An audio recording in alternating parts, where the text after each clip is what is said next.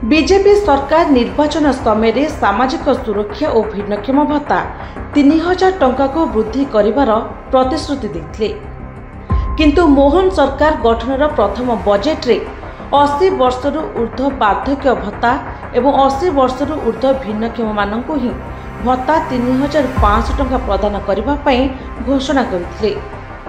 तेणु गतकाली मुई कलाहांडिया फॉर कलाहांडी संगठन तरफरू भवानीपाटना म्युनिसिपालिटी वार्ड नंबर 5 रे जोरपड़ार 40 रु ऊर्ध्व भत्ता हिताधिकारी को नहीं एक सभार आयोजन होइछि।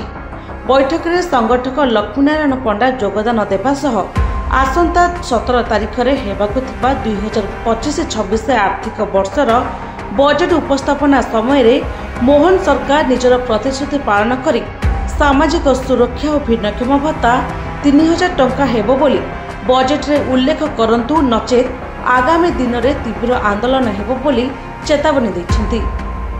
वरिष्ठ सदस्य नीरज कुमार राउत, नारी नेत्री कविता राउत, चाषी नेता लिंगराज प्रधान और मधुलाल नायक उद्बोधन देवा सह समस्त भत्ताधिकारी निजर हक न पाइबा जाए भवानीपाटना भुवनेश्वर पर्यंत जोरदार लड़ाई हेबो बोली कहिथिले। ए बैठक को सफल करबा पई सदस्य श्रिया चंदन और सौम्यरंजन प्रमुख सहयोग करथिले।